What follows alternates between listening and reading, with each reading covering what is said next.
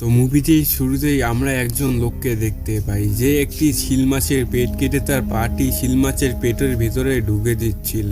এরপর সে শিল মাছের চামড়াটিকে গরম করে তার পায়ের ক্ষতর মধ্যে লাগিয়ে নেয়। ক্লেমেন্স নামের এই ব্যক্তিটি অনেক দূর থেকে হেঁটে এখানে আসছিল আর তাকে আরো হাজারো কিলোমিটার হাঁটতে হবে। তো বন্ধুরা, সত্য ঘটনা নিয়ে তৈরি এই মুভিটি, যার নাম হলো as far as my feet will carry me. টাইমটা ছিল 1945 সালে, যেখানে কিছু জার্মানদের রাশিয়ার ফ্যান্টে ধরে বন্দি করে নেয় আর তাদেরকে 25 বছরের জেলে রাখার সিদ্ধান্তে 10,000 কিলোমিটার দূরে নিয়ে যাওয়া হয়। ট্রেনের মধ্যে যাত্রা করার পর এখন তাদেরকে হেঁটে যেতে হবে, কারণ এরপর আর কোনো ট্রেন লাইন নেই। আর সব ক্যাদিগুলোকেই বরফের উপরে চলার জন্য ফোর্স করা হয়। আর এই ক্যাদিগুলোকে কিছুদিন ধরে খাবার দেওয়া হচ্ছিল না, যার কারণে কিছু খিদের জ্বালায় মরে যায়। আর কেউ কেউ তো আবার ঠান্ডার কারণেই মরে যাচ্ছিল। কিন্তু তারা সবাই করবেই বা কি, তাদের হাঁটা ছাড়া কোনো ব্যবস্থা নেই। আর দেখতে দেখতেই 1.5 বছর হেঁটে যাওয়ার পর তারা তাদের জেলে চলে আসে। কিন্তু সবাই এসে দেখে এই জেলটির কোনো দরজা নেই আর জানালাও নেই,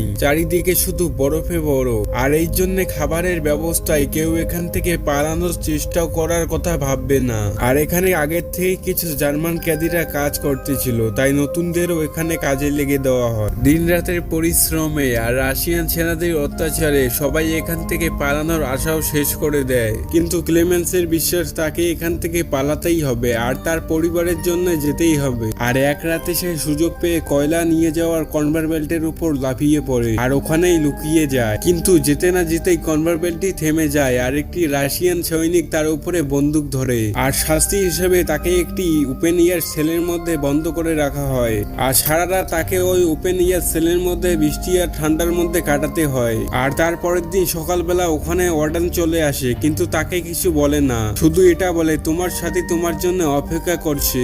আর তার সাথীদের কাছে এসে সে বুঝতে পারে ওয়ার্ডেন তাকে কেন তার সাথীদের কাছে আসতে বলেছিল।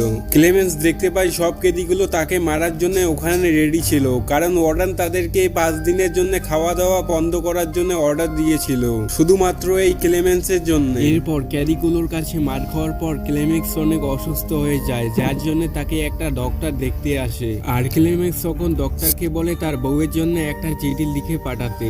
কিন্তু ডক্টর ক্লেমেন্সকে বুঝিয়ে বলে এই কারাগারের চারিদিকে লিড বসানো আছে, যার বিষের কারণে সবাই মারা যেতেও পারে। তো বন্ধুরা, এখান থেকে আমরা বুঝতে পাই এই ডক্টরও এদের হাতে বন্দী হয়ে আছে আর সেও এখান থেকে পালানোর চেষ্টা করছে, কিন্তু পারেনি। আর কয়েকদিন আগেই ডক্টরের ক্যান্সার ধরা পড়ার কারণে সে এখান থেকে পালানোর শেষ ইচ্ছাটাও শেষ করে দেয়। কিন্তু ক্লেমেন্সের এখান থেকে পালিয়ে যাওয়ার জোর দেখে ডক্টর তাকে সাহায্য করার জন্য রাজি হয়ে যায়। ডক্টর ক্লেমেন্সকে একটা বন্দুক, কিছু খাবার আর সঙ্গে ওভারকোট আর কয়েকটা গুলি দিয়ে দেয়। আর রাতের বেলা ডক্টরের খাওয়া রাস্তা দিয়ে বেরিয়ে যায়, কিন্তু সে জানে না এখান থেকে তাকে বাড়ি যেতে হলে 14,000 কিলোমিটার তাকে হেঁটে পাড়ি দিতে হবে।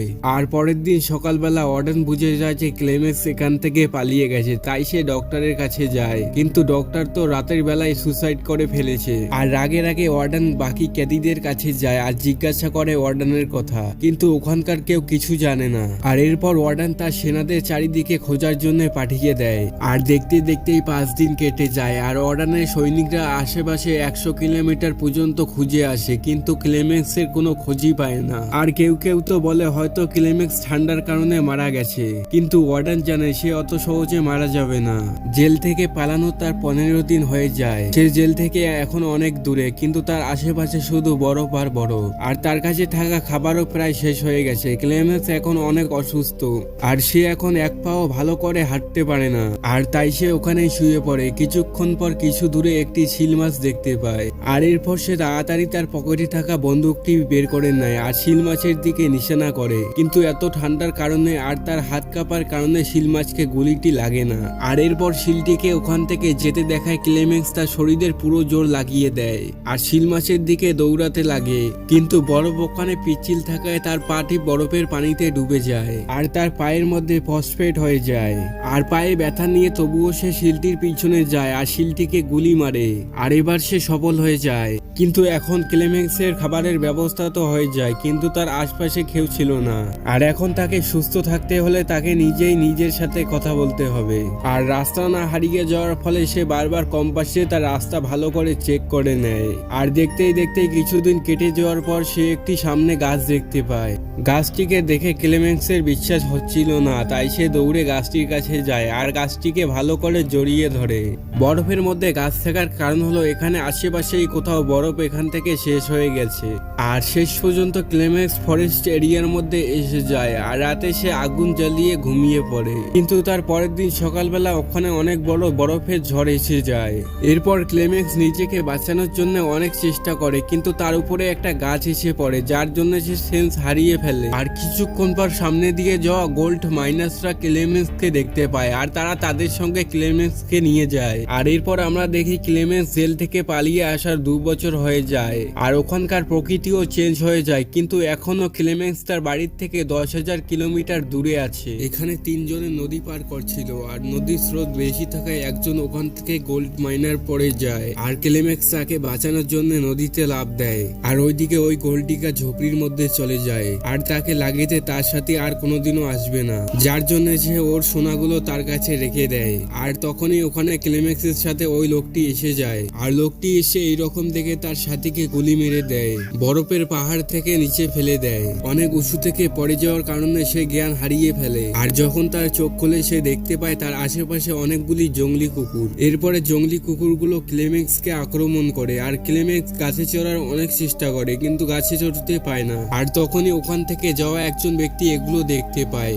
আর গুলি করে, যার জন্য ওখান থেকে জঙ্গলি কুকুরগুলো চলে যায়। আর ওই ব্যক্তিটি ক্লেমেক্সকে তার সঙ্গে তার গ্রামে নিয়ে যায়। আর দেখতে দেখতে কিছুদিন চিকিৎসা আর আরামের ফলে ক্লেমেক্স ঠিক হয়ে যায়। কিন্তু ক্লেমেক্সের এখানেই সমস্যা ঠিক হয়ে যায় না, কারণ ওইদিকে ওয়ার্ডেন ক্লেমেক্সের নামে ওয়ান্টেড নোটিশ জারি করে দিয়েছে, যার জন্য তাকে এখান থেকে তাড়াতাড়ি চলে যেতে বলা হয়। আর গ্রামের লোক ক্লেমেক্সকে কিছু খাবারের সাথে একটা হাস্কি কুকুর দিয়ে দেয়। আর 1 বছর পর্যন্ত হাঁটাচলা করার পর ক্লেমেক্স আইসল্যান্ড থেকে বাইরে এসে যায়।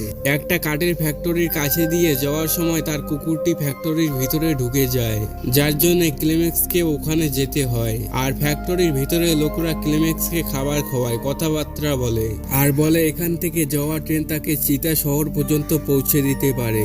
এরপর ক্লেমেক্স তাদের কথা শুনে আর ট্রেনে চলে যায়। এখন ক্লেমেক্স অনেক খুশিতে আছে, কারণ কিছুদিনের মধ্যেই সে বাড়িতে পৌঁছে যাবে। কিছুদিন ট্রেনটি যাত্রা করার পর একটা স্টেশনে এসে থেমে যায় আর ক্লেমেক্স বাইরে এসে দেখে অবাক হয়ে যায়। তো বন্ধুরা, এখান থেকে আমরা জানতে পারি ক্লেমেক্সকে ওই কাঠের ফ্যাক্টরি ওনার চিনে ফেলেছিল আর ওয়ার্ডেনকে তার ব্যাপারে ইনফর্ম করে দিয়েছিল। আর এই সিচুয়েশন দেখে ক্লেমেক্সের কুকুর ওয়ার্ডেনের উপর আক্রমণ করে দেয়, যার কারণে ক্লেমেক্স ওখান থেকে পালিয়ে যায়। ক্লেমেক্স স্টেশনের ব্রিজের উপর উঠে যায় আর ওখান থেকে যাওয়া একটা ট্রেনের উপর লাফিয়ে পড়ে। আর এখান থেকে কয়েক মাস কেটে যাওয়ার পর সে একটি সেন্ট্রাল এশিয়া বাজারের মধ্যে গিয়ে পৌঁছায়। বাজারের মধ্যে সে লোকগুলির দিকে তাকিয়ে তাকিয়ে দেখছিল, তাকে খিদেও লেগেছিল অনেক, কিন্তু ক্লেমেক্সের কাছে টাকা ছিল না। আর তখনই দৌড়াতে দৌড়াতে এসে একটি ছেলে ক্লেমেক্সের পকেটে একটি ব্রেড ঢুকিয়ে দেয়, যেটা কিনা ওখানে থাকা 2টো মহিলা তাকে দিয়েছিল। আর ওখানে থাকা একটি ইয়াহুদি তাকে দেখে নেয়। আর এরপর ক্লেমেক্স ওখান থেকে পালিয়ে একটি চার্চে যায় আর ইয়াহুদিও তাকে ফলো করে তার পিছনে পিছনে চলে আসে। ইয়াহুদি জানতো যে ক্লেমেক্স একজন জার্মান, কিন্তু তবুও সে কাউকে বলে না। উল্টা ইয়াহুদিটি তাকে তার বাড়ি নিয়ে যায় আর ক্লেমেক্স ওখানে গিয়ে তার শরীর ভালো করে। আর ইয়াহুদিটি ক্লেমেক্সকে বলে বাইরে না যেতে। যখন ইয়াহুদিটি কিছুক্ষণ পর বাইরে থেকে আসে তখন দেখে ক্লেমেক্স বাড়িতে ছিল না।